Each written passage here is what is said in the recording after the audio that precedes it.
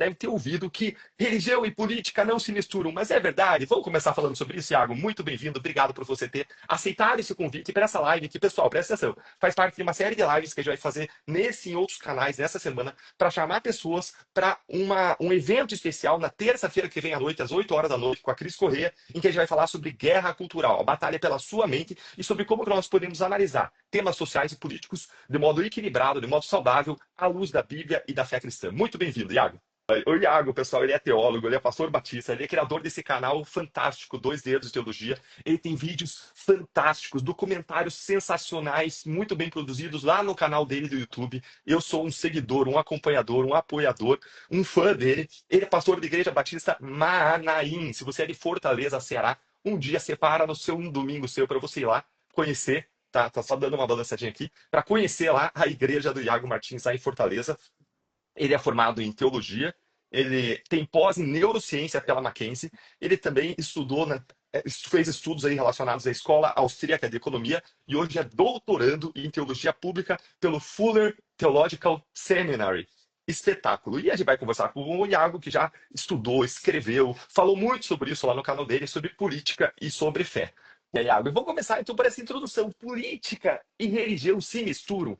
De um lado, tem quem diz, não vamos falar de política e religião na mesma frase. Fé e política não podem se misturar. Tem gente que fala isso por aí, mas me parece ter uma verdade incômoda aí. Toda política, ela nasce de uma visão de mundo. Nasce de uma visão sobre o que é o bem, sobre o que é certo, o que é errado, o que é moral, o que é imoral. Aliás, quando você vai lá e caracteriza algo como crime no Código Penal, você está pegando uma conduta que é considerada imoral pela sociedade e aplicando uma pena criminal para aquilo, porque aquela sociedade, naquele contexto histórico, a partir de uma visão de mundo que inclui uma visão de mundo a partir da fé, das diferentes pessoas, a pluralidade de fés, considera aquilo tão errado que, em última análise, tem que a pessoa estar sujeita a uma punição criminal. Então, toda visão de mundo, toda discussão sobre bem comum, ela envolve uma discussão sobre visões de mundo que envolve a fé das pessoas. E aí, você pode ou não pode misturar fé e política? Os cristãos devem participar do debate público? E como fazer isso de modo correto? Conta aí pra gente. Ah, são muitas perguntas juntas, né? Vamos lidar com elas uma por uma. Vamos pelo centro e depois a gente vai para os Isso. erros e as pessoas vão entendendo pelos erros, pelos acertos. Deixa eu começar dizendo o seguinte.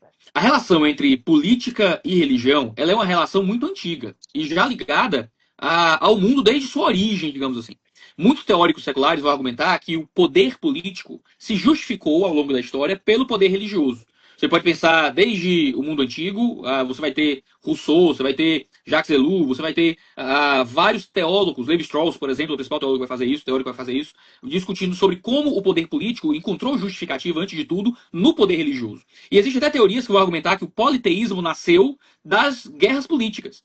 Ora, se o meu líder político é validado por Deus e o teu líder político também é validado por Deus e esses líderes políticos estão em conflito, então talvez não seja o mesmo Deus que os valida. Então você começa a ter o crescimento do politeísmo a partir do crescimento da guerra política, né, e de diferentes grupos brigando politicamente. O que acontece é que, para dar um exemplo bem recente, né, quando Petra Costa faz aquele documentário na Netflix chamado Apocalipse nos Trópicos, e ela começa a discutir, falando, olha, é uma coisa muito recente, uma coisa muito moderna, que as pessoas estejam agora pedindo que Deus traga soluções para o mundo político, ela escreve uma carta sobre a própria ignorância, porque ela não sabe que o mundo sempre foi isso. Você tirar Deus da política é uma coisa muito recente, muito moderna. Não é? E, de alguma forma, é fruto da reforma protestante, quando a gente discute Estado laico, e então você pensa no mundo secularizado, e até no mundo pós-secular, como Habermas vai colocar. Então, para começo de conversa, quando um ateu, um secularizado, um anticristão se levanta e diz a religião precisa estar fora da política, em um primeiro momento já há um desconhecimento histórico muito grande. A política se justificou pela religião desde o seu nascedouro. E quando você vai vendo um mundo que vai crescendo e se organizando, até mesmo a partir do cristianismo, você pensa no direito divino dos reis, você pensa nos estados confessionais, nas cruzadas, e em vários momentos ao longo da história do mundo em que a religião justificou a ação política de alguma forma. Claro, a questão não é só como as coisas foram historicamente. Claro que a pergunta é como é que deveria ser. Deveria ser assim? Não é? Então, como é que isso funciona? Mas tem um segundo ponto que eu queria trazer antes disso, não só religião e política estiveram sempre relacionadas em um sentido histórico de forma indelével, como é impossível a gente remover, em sentido último, a religião da esfera política. Porque aí a gente vai estar tentando promover um ideal de neutralidade impossível. Porque na cabeça do secularizado moderno, quando a gente pensa em esfera pública, a gente pensa em um local neutro de debate. E qual é a neutralidade do debate na esfera pública? É o ateísmo, é o materialismo. Então, as divindades ficam fora das conversas sobre religião, e o ponto comum de debate social tem que ser o ateísmo. O que, no primeiro momento, isso não representa como as sociedades funcionam. E aí você vai ter, por exemplo, um Habermas, que é um cara de esquerda, mas que vai argumentar fortemente que nós vivemos em uma sociedade pós-secular. Não vivemos mais um tipo de secularidade, mas uma pós-secularidade, porque a religião volta e com muita pungência à esfera pública de uma forma que não pode ser escapada. Em segundo lugar, a gente tem o cenário de que de onde é que essa neutralidade nasce? Existe essa neutralidade religiosa? Quando um descrente, um materialista ou um ateu traz as suas visões de mundo, até mesmo a sua visão sobre a inexistência da divindade para a esfera pública, ele não está de alguma forma trazendo um ideal religioso para a esfera pública? O grande ponto é, neutralidade não existe. Neutralidade religiosa é um conceito abstrato que não se justifica dentro do espaço público de debate. Então, quando um cristão pensa a sociedade a partir dos seus ideais de fé, quando um muçulmano faz a mesma coisa, quando um ateu vem para o debate público a partir de um ideal de descrença e de materialismo, todos estão trazendo para um ambiente comum de conversa ideais religiosos de alguma forma. A grande questão é como é que a gente faz a traduzibilidade disso, como é que isso é traduzível para um espaço comum de debate. Então, por essas duas vias, eu quero argumentar, não existe como fazer política sem um debate religioso que lhe seja interior. Porque, historicamente, a religião validou a força política e, nos esforços de tirar a religião da política, você está numa jornada completamente impossível, porque não existe neutralidade humana nessa matéria quando a gente entra no espaço público. Isso é importantíssimo levantar por dois motivos, né? Primeiro, porque muitos cristãos caem nesse erro, acreditam que o papel do governo é impor não só a sua religião, mas os seus ideais, não é, no sentido último da sua religião, como criminalizar todo o pecado, digamos assim. Mas também muitos não cristãos acham que esta é a visão cristã corrente padrão. Quando os cristãos, muitos não cristãos pensam nisso. Quando cristãos falam, a gente precisa de uma influência da igreja, na esfera pública e tudo mais, muitos acreditam, eita, pronto, é o evangelistão, agora vai ser, sei lá, proibido vender bebida alcoólica, é proibido, sei lá, faltar o culto no domingo, vai ser crime comer carne de porco, sei lá, né? Dependendo dos ideais aqui da religião em particular. Mas não é isso. Cristãos não deveriam acreditar, e a maioria cá entre nós não acreditam, que é função do governo impor o cristianismo como crença ou como fé a quem quer que seja. Claro, esse é um ideal que, historicamente, se você procurar, você vai encontrar. A partir de um período em que Estado laico e divisões entre igreja e Estado não eram um ideal ainda bem estabelecido, né? Até o conceito de democracia, como a gente tem no Ocidente, não era tão bem estabelecido. A gente não pode ser anacrônico também, né? A gente vai olhando para o passado e vai dizendo, olha como a igreja era teocrata e coisas assim. E era, porque tudo era, não é? Ninguém discutia essa divisão entre igreja e Estado. A pergunta é, qual religião será a religião do Estado? Não é? Nenhuma não era uma resposta historicamente aceitável, assim. Porque sempre existe alguma, seja no período romano, na Mesopotâmia, no Egito. Né? Quando o cristianismo surgiu, ele também surge, em parte, como fruto do seu tempo, quando ele se mistura com a política. Né? E ele acaba reproduzindo seus padrões. Eu acho muito legal quando o Jacques Maritain vai argumentar que não foi o catolicismo quem criou a divisão entre igreja e Estado, mas foi o protestantismo. Agora, por outro lado, tem um outro erro, e lembra que eu vou falar de 5 erros aqui, agora ele vai para o segundo. Tem um outro erro, que é o erro de quem defende um Estado ateu. Banir a religião do espaço público. Conta aí pra nós. É errado? Por que é errado, Iago? Esse é um ideal que virou política pública em alguns países comunistas, né? Quando a gente olha para a União Soviética, por exemplo, o ateísmo era política de Estado. A gente chama isso de ateísmo de Estado, né? Você tem esse ideal ateu mesmo escrito, né? Que condena a existência, ideais de existência de Deus dentro da esfera pública. Que resultou, inclusive, em perseguição religiosa. Vamos deixar bem claro. Não, assim, perseguição é um termo bondoso, né? Você teve 12 milhões de mortos só na Igreja Ortodoxa Russa. Né? É um negócio inacreditável de perseguição, de morte, de assassinato. Né? Se não me engano, foram 6 milhões de judeus no nazismo. Né? Na União Soviética, foram 12 milhões de cristãos. Eu não estou querendo comparar necessariamente, mas só para dar uma noção de número. É muita gente morta. É muita gente morta. Por causa de um tipo de ateísmo de Estado. Agora, muito ateísmo de Estado tenta se disfarçar de Estado laico. Você pensa nos modelos de Estado laico que existem no mundo, o modelo de Estado laico francês, por exemplo, é um tipo de ateísmo de Estado. Quando você vai ler os autores franceses que defendem o que eles chamam de Estado laico, para eles, laicidade significa ausência de expressões de fé na esfera pública. O que é um absurdo, porque isso não é Estado laico. Se você vai para outros países que defendem Estado laico, você vai ter um modelo muito diferente. Não é? O Brasil é Estado laico, tem um dos melhores modelos de Estado laico do mundo, inclusive. Nossos amigos Thiago Vieira e Jean Regina têm um material maravilhoso chamado Laicidade Colaborativa, em que eles vão explicar isso direitinho. Então a gente não acredita, claro, no Estado impondo religião, mas nós também não acreditamos no Estado excluindo religião. Tirando das pessoas a liberdade de trazerem seus ideais de fé para o debate público, dentro desse espaço de convencimento. Claro que quando você faz isso, você precisa, e aí é o que o Habermas vai chamar de traduzibilidade, né? Você tem que traduzir o seu ideal de fé para a esfera pública. Porque se alguém não compartilha da sua fé, como é que ele vai... Se eu chegar num descrente, não, mas a Bíblia proíbe. Ele vai dizer, dane-se, entendeu? Que a Bíblia proíbe. Eu não creio na tua Bíblia, pô. Mas se chegar um cara de uma religião afro dizendo, não, mas os orixás me revelaram que não pode. Eu que sou cristão vou dizer, mas eu não creio no orixá. Então não tem debate público nesse sentido. Mas a gente caminha para uma traduzibilidade para que dentro do espaço público esses ideais possam se expressar dentro de uma linguagem comum de significado.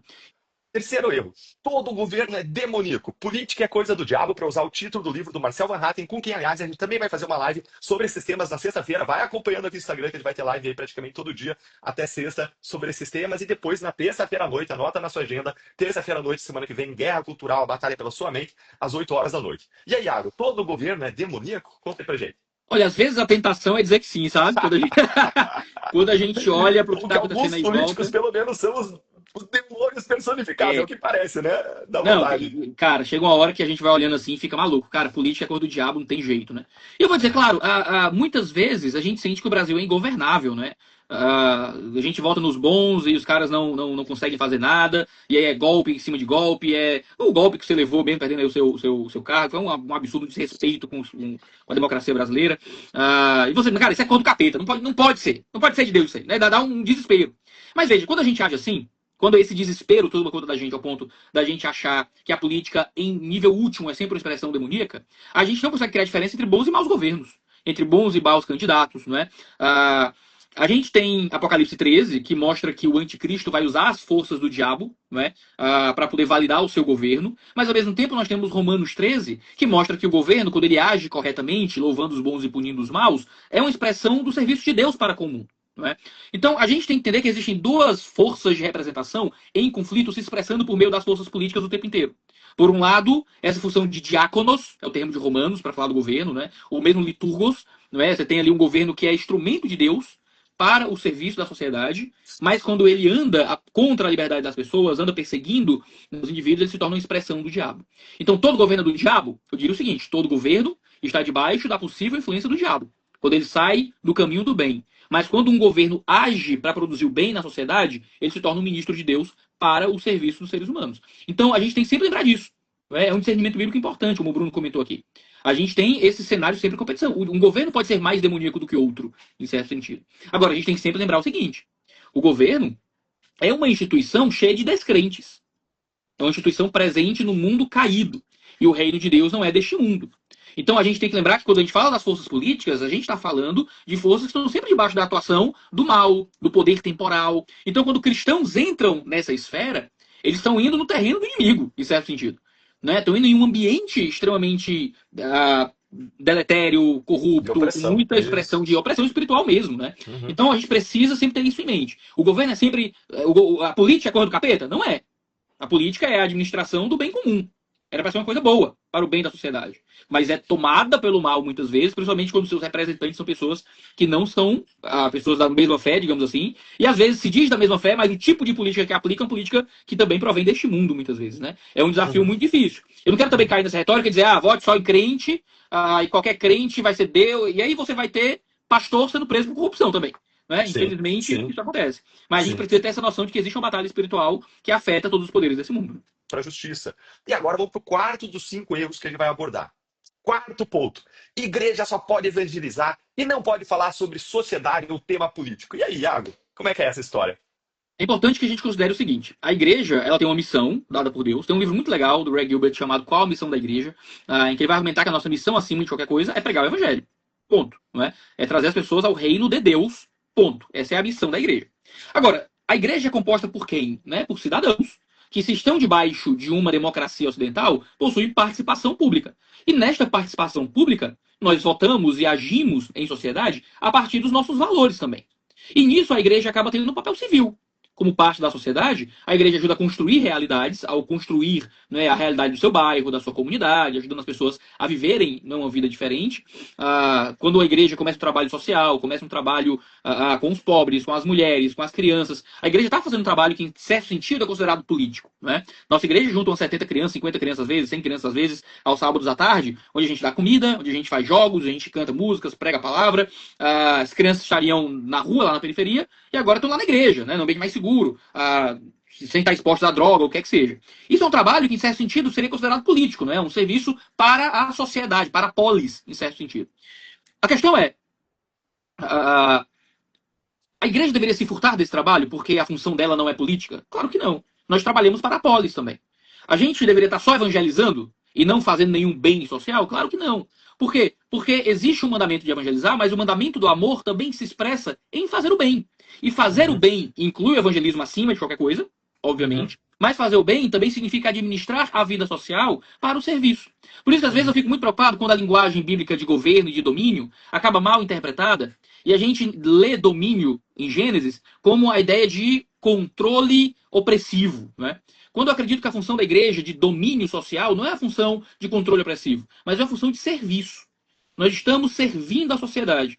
Por que eu quero estar na sociedade? Por que eu quero ter alguma influência política? Porque eu quero fazer o bem. Porque eu quero servir as pessoas, eu quero amar as pessoas. Quando a gente fala sobre o bom samaritano, e o bom samaritano anda em uma rua cheia de violência, ali na via sangrenta, né? Era o termo daquela via, naquela estrada entre, acho que era entre Jerusalém e Nazaré, de alguma forma, não lembro exatamente qual era a estrada, mas era uma via conhecida como via sangrenta. E na via sangrenta havia muito crime. E aí o bom samaritano ajuda aquela pessoa que está ferida. Ora, se todas as vias da minha cidade são sangrentas, se tem gente caída em volta o tempo inteiro, talvez o meu trabalho de ser um bom samaritano inclua tentar criar uma política pública que melhore a segurança daquela região. Não é? Isso é um jeito de amar também. Então, o papel da igreja de amar, aí o papel da igreja de servir, pode incluir uma participação política, não com o objetivo de controle de domínio social, mas com o objetivo de fazer o bem para quem está à nossa volta também. O último erro que é igreja troca o evangelho por militância. É o erro oposto, né? Primeiro a gente falou assim, não, igreja só evangeliza e não fala nada de sociedade, não pode tocar em sociedade. Agora um outro erro, quando a igreja troca evangelho e passa a ser uma instituição de militância política. E aí, Iago? E a gente tem um problema. Aqui eu vou tocar no vespeiro, tá? Porque é muito fácil falar mal dos outros. Eu tô só falando dos outros, os esquerdistas e tal. Vou bater na gente também, que é pra gente poder sair com alguma autocrítica também disso aqui. Porque falar mal dos outros é muito fácil. Mas ao longo da minha vida, como evangélico, eu perdi muitos amigos pra esquerda. De gente que literalmente trocou Jesus por Lula. De que era membro da igreja, e aí foi pra universidade, que tem uma historinha, né? Foi pra universidade, começou a cursar ali o curso de história, tô citando um caso muito específico, que foi exatamente o que aconteceu. Não é nada contra o pessoal da história. E aí começou a participar de alguns movimentos de militância, tal. Com o tempo largou Jesus para ficar militando em torno de algumas pautas políticas e tal. E trocaram Jesus por Lula mesmo, trocaram Jesus pelo PT, pela Uni, pela CUT e tal. Mais recentemente, eu vi um cenário que eu nunca imaginei ver antes. De gente trocando Jesus por Bolsonaro. E eu nunca imaginei que isso fosse possível. Porque assim, não, a direita não representa mais os nossos valores e tal. E aí eu conheço pessoas que pararam de frequentar a igreja para frequentar apenas movimentos de militância de direita. Que trocaram Jesus pela ideologia de direita. E a gente às vezes acha que isso não é possível, né? Porque não, de direita é a nossa ideologia e tal. Cara, mas qualquer ideologia que vem para ficar no lugar de Deus, seja de esquerda, de direita, de cima, de baixo, de frente, de trás, de centro, cara, qualquer ideologia pode tomar o lugar de Deus no seu coração. Seja de qual for. Então é muito fundamental que a gente entenda que a igreja ela é um reino distinto dos reinos desse mundo, que tem como objetivo nos dar uma cidadania espiritual e nova, onde nós vivemos devotos a Jesus Cristo, nosso Senhor, acima de qualquer coisa. Quando a igreja vira um ambiente de militância política, a gente tem um problema. E a gente viu isso se expressar nas guerras políticas nas últimas eleições. Eu lembro quando foi o dia da eleição do segundo turno, tinha muito visitante na nossa igreja, na Manaim. E eu achei esquisito aquilo. Eu fui perguntar, cumprimentar os visitantes e tal. E eu perguntei, a sede onde é a sua igreja tal? Você veio visitar a gente hoje? Eles disseram, pastor, é porque eu sei como é que vai ser o culto hoje. E eu queria vir para um lugar onde eu sei que vão pregar a Bíblia. E não tudo vai ser sobre quem ganhou a eleição. Né? E às vezes é muito triste, porque a igreja fica uma coisa muito desse mundo. Vira uma coisa desse mundo. Vira uma coisa humana. Serva, subserviente aos poderes mundanos. Seja em apoio, de que parece que a igreja só existe se o seu candidato favorito ganhar. Ou em opressão. O candidato inimigo ganhou, é o fim, acabou a igreja. Como se as portas do inferno não fossem prevalecer contra nós, entendeu? E acaba que isso é um problema muito sério. A igreja vira um espaço de militância, onde a igreja se resume a um estabelecimento de um partido, um estabelecimento de um candidato, ou mesmo, para falar da contraparte, de ataque, ou de tentar destruir um outro candidato que a gente não goste. De novo, a gente tem que estar envolvido no cenário público, não tem problema. Eu tenho meus ideais políticos, eu sou um cara de direita, eu sou um cara conservador, eu tenho meus ideais políticos, mas eu não posso transformar a minha igreja nisso. Tem gente na minha igreja que talvez nem saiba o que é que eu penso politicamente. Sabe que eu sou contra aborto, sabe que eu sou contra, né, essas pautas mais óbvias e coisas assim, mas o pessoal não sabe em quem eu votei. Tem gente que vai perguntar, poxa, eu votei em quem, né? Porque não tá. A igreja não pode ser esse lugar. A igreja tem que ser um lugar, vê só, que perdoa até a má compreensão política. Vê Uhum. só, a igreja tem que ser o local que perdoa até a má compreensão política. De modo que se nós Uhum. somos um corpo que vive em um outro reino, se meu irmão tem uma visão política que eu acho ruim, a menos que ele vá para caminhos claramente heréticos, não é? Coisas que envolvam violência revolucionária, que envolvam aborto e questões assim, que aí são questões mais severas, mas uma pessoa tem uma visão diferente sobre questões de distribuição de renda, de questões trabalhistas. Cara, isso deveria ser um espaço de. A igreja tem que ser um espaço de amor e paz para essas pessoas também. Mas para Uhum. algumas pessoas, não. Se o cara vota diferente, tem que ser excomungado. Isso torna a igreja, sabe, uma coisa muito menor do que ela realmente é. A igreja é um corpo espiritual. A igreja é um corpo espiritual, onde pessoas que pensam diferente encontram unidade e que tem espaço para se ensinar. Aí um vai dizer, mas o fulano tá votando no bandido. Né? Pô, mas o cara que tá votando não acha que é bandido, entendeu? Eu sei que é bandido, mas o cara lá não sabe que é bandido. Eu vou dizer que tá votando conscientemente no bandido?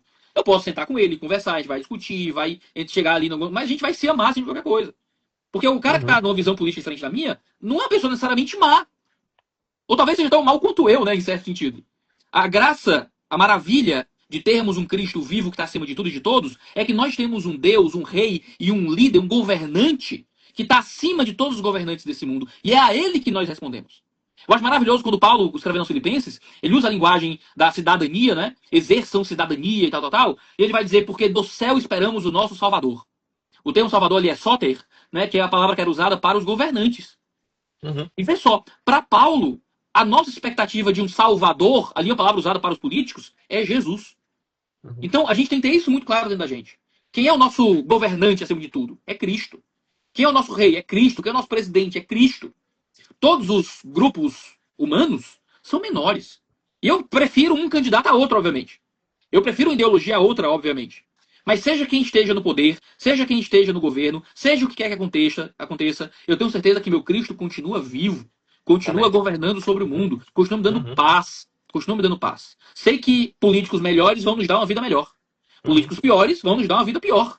Mas acima de qualquer cenário, há um Cristo que continua rei sobre mim e sobre você. E isso traz uma paz. Para que a igreja continue sendo a pregadora dessa mensagem, para que a igreja continue sendo um local onde a gente vive apontado para além dessa vida, para aí sim, nessa perspectiva de paz e de visão de transcendência, a gente se envolver na sociedade sem todas essas ansiedades e esses medos que são comuns a quem está na vida política presente.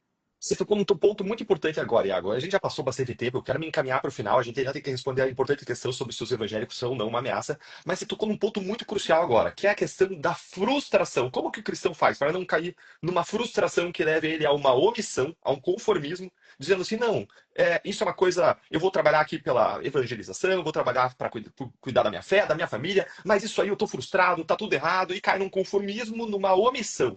Como não cair nesse erro e, ao mesmo tempo, não cair no outro erro de é, dizer, não, olha, onde a gente precisa lutar pela diferença é na política, é no mundo material. Como o cristão aí encontrar o equilíbrio entre as duas coisas? Quais são as suas recomendações? Qual é a tua visão? O que você aconselharia para as pessoas, especialmente nesse momento do país, em que as pessoas estão tão frustradas, especialmente os evangélicos, em geral, conservadores, mais à direita, estão tão frustradas com o atual governo, estão tão frustradas com o Supremo Tribunal Federal. Meu objetivo aqui não é trazer temas políticos específicos, mas existe uma frustração e como você. O que você orientaria? Qual é a palavra pastoral que você tem para a pessoa não cair na omissão, no conformismo, no distanciamento em relação a temas sociais e políticos e não cair no outro erro de largar tudo e ver o mundo material como se fosse a única dimensão que existe e a dimensão única em que a gente deve lutar e militar na vida. Cara, eu convidaria o nosso público, principalmente os cristãos, a assumir o espírito de T.S. Eliot. T.S. Eliot foi talvez o maior poeta do século XX, americano do século XX. Ele escreveu uma série de textos poéticos, ele escreveu um material sobre o nosso relacionamento com a cultura que me marca muito profundamente. Né? Ele foi Nobel de Literatura. Eu cito essa citação dele no meu livro Do Lado Errado da História, onde eu explico como uma cosmovisão apocalíptica nos livra da neurose em tempos de causas perdidas. Se chama Do Lado Errado na História, editor Impacto. E a citação fala o seguinte, ele vai dizer que não há nada que possa ser uma causa perdida, porque não há nada que possa ser uma causa ganha. Olha que percepção poderosa. Se nós estamos em um mundo em corrupção, em um mundo que está debaixo da atuação do diabo, cara, Uhum, nenhuma causa vai ser realmente ganha. A gente não diz que o preço da liberdade é a eterna vigilância? Quando é que a uhum, gente termina? Quando é que a gente conquista? Quando é que a gente vence? Não tem. Nunca vamos ganhar. Então, no fim das contas, a gente nunca vai perder. Porque a gente está debaixo de um mundo que é corrompido. Então, o nosso trabalho é servir e continuar servindo, não importa qual seja o fluxo histórico. Porque uma derrota hoje pode ser uma vitória amanhã. Então, ele vai falar: nós lutamos por causas perdidas, porque sabemos que a derrota e o desânimo podem ser o preâmbulo da vitória de nossos sucessores. Embora tal vitória seja em si temporária. Aí ele vai matar Paulo no final. Ele vai dizer assim, ó, abre aspas: lutamos mais para manter algo vivo que na esperança que algo triunfe. Então esse tem que ser o nosso espírito. Nós não estamos lutando por Legal. triunfo. Nós estamos lutando para manter coisas vivas à nossa volta. Fazer o bem. E cada pequeno bem que a gente consegue, cada pequeno avanço na liberdade no Brasil, cada pequeno avanço contra os ditames do STF, cada pequeno avanço em nome da democracia e da liberdade, cara, é uma pequena vitória que pode ser o preâmbulo, mesmo que desanimado, do sucesso dos nossos sucessores nesse sentido. Uhum, Então, uhum. eu acho que essa é a expectativa que nos faz bem, assim. É ter esse espírito. Cara, não existe causa ganha em um mundo de pecado. Então, no fim das contas, nenhuma causa é realmente perdida. A gente pode continuar lutando com os olhos na eternidade. Sensacional, especial. Dá vontade até de encerrar depois desse aconselhamento pastoral, depois dessa mensagem de inspiração, Ih, Iago. tu chamou o pastor Espetacular. para falar, aí não tem como, vai virar aconselhamento pastoral, sabe? Espetáculo, espetáculo. Mas não quero deixar sem resposta uma questão que a gente anunciou no tema da live. Hoje, os evangélicos são 1 a cada 4 brasileiros. Se você somar com os católicos, você tem 3 a cada 4 brasileiros são cristãos, até um pouco mais de 3 a cada 4 brasileiros. Cristãos devotados, cristãos praticantes são uma ameaça. O crescimento do público evangélico é uma ameaça à democracia, à pluralidade e à laicidade do Estado? O que você diz para as pessoas? Porque tem muito preconceito. Vamos começar, aliás, por isso. Fala um pouquinho sobre os preconceitos, sobre a estigmatização que acontece hoje em relação ao público evangélico, Sim. que é a visão distorcida. E aí, desmonta isso pra gente. Conta aí. Uma coisa que me incomoda muito é que a grande mídia não consegue enxergar a massa religiosa como representativa do brasileiro padrão e médio. Ou seja, existem certas tendências na população, que não é uma tendência exclusivamente protestante, ou mesmo brasileira, mas é uma tendência nas massas, de forma geral, de algum nível de esforço de controle. Porque isso é comum ao ser humano. O que eu não gosto do que eu não gosto, eu preferia que o que eu não gosto não existisse. Né? Isso é comum ao ser humano, porque isso é comum ao pecador. Né? E muitos protestantes e evangélicos têm esse mesmo espírito, como muitos ateus, pessoas de esquerda, pessoas da Umbanda, ou qualquer que seja a visão, também tem. Existe no espírito humano, independente da religião, esse senso de eu preferia que o mundo fosse de acordo comigo. Eu queria criar a realidade de acordo comigo. Quando cristãos participam do espaço público, eles muitas vezes vão trazer esse mesmo espírito. Um espírito de eu preferia que o mundo fosse mais parecido comigo. Porque essa é a promessa da serpente no Éden para todos nós, né? Que a gente seria igual a Deus. Então a gente poderia criar o mundo à nossa imagem e semelhança de alguma forma. O que acontece é que existe um preconceito muito terrível por parte da grande mídia em achar que isso é uma característica padrão dos evangélicos porque são evangélicos. E não uma característica padrão de todo mundo que está dentro da esfera pública. Então, a grande questão não é, a gente não deveria estar lutando contra os evangélicos.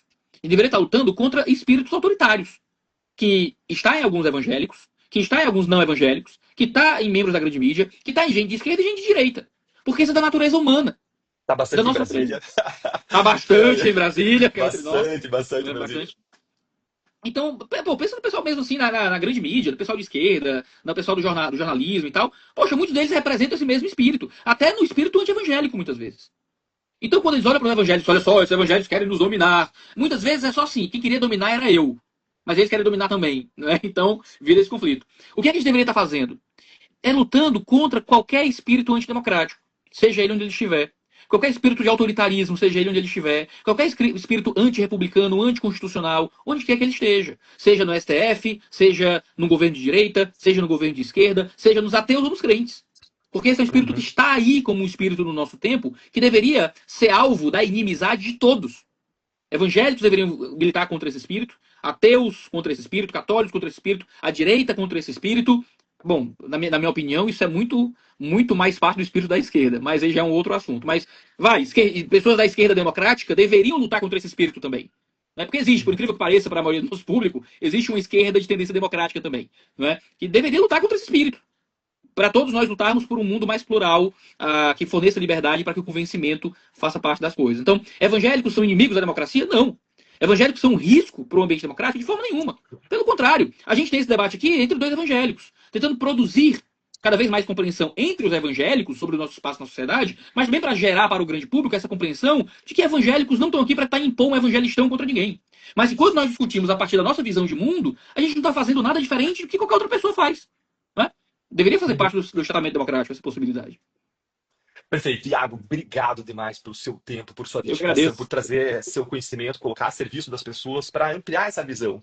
Eu quero muito que cada vez mais cristãos que frequentam um banco de igreja, cristãos dedicados, cristãos verdadeiros, autênticos, eles tenham uma visão equilibrada e adequada de temas sociais e políticos, porque é uma massa que está crescendo, especialmente a massa evangélica está crescendo, o número de evangélicos do Brasil está crescendo, a gente precisa levar uma visão equilibrada, adequada de temas sociais e políticos à luz da Bíblia, e para isso, você que está aqui não perde, a gente vai fazer uma aula magna na próxima terça-feira, às 8 horas da noite, com a Cris Corrêa, Isso sobre é muito isso. legal. Guerra cultural. A batalha pela sua mente. A Cris Iago, manda muito bem obrigado. nesse assunto. Eu espero estar assistindo ao vivo, que vai ser um tempo realmente muito instrutivo, eu tenho certeza. Legal. Bom demais, Iago. Ó, não deixa de se inscrever na minha bio do Instagram. O que é bio, né? O que é bio? Bio é quando você entra lá no nome Deltan Dallagnol, lá na bio, você tem os links embaixo da fotinho minha. Um dos links vai ser o link de inscrição para essa aula magna, totalmente online, totalmente gratuita. Não deixa de se inscrever, faça parte desse movimento que quer entender melhor os temas a partir da nossa fé. Se você é cristão, é absolutamente fundamental. Iago, obrigado demais, parabéns pelo trabalho Obrigado, que você Tan. faz, não só na sua igreja, parabéns pelo seu aperfeiçoamento pessoal, pelo quanto você busca se desenvolver no processo de santificação, que envolve não Sim. só a gente buscar não pecar, não errar, mas a gente buscar ser um servo de Deus com excelência em todas as dimensões da vida. Eu vejo isso brilha em você, isso salta da tua conduta, do teu modo de proceder. Você é alguém que busca excelência em todas as áreas da vida. Estava lá agora, lá se aperfeiçoando lá nos Estados Unidos, lá na Extreme University. Sensacional, espetáculo. Obrigado pelo seu tempo. Um grande abraço. Que Deus te abençoe e a gente segue conversando. Qualquer hora aí a gente se encontra e faz uma nova live, um novo evento aí, surpresa para o pessoal. Vai ser muito bacana sempre estar junto com Com você, certeza. Muito conversando, obrigado. discutindo. Obrigado, Pedro.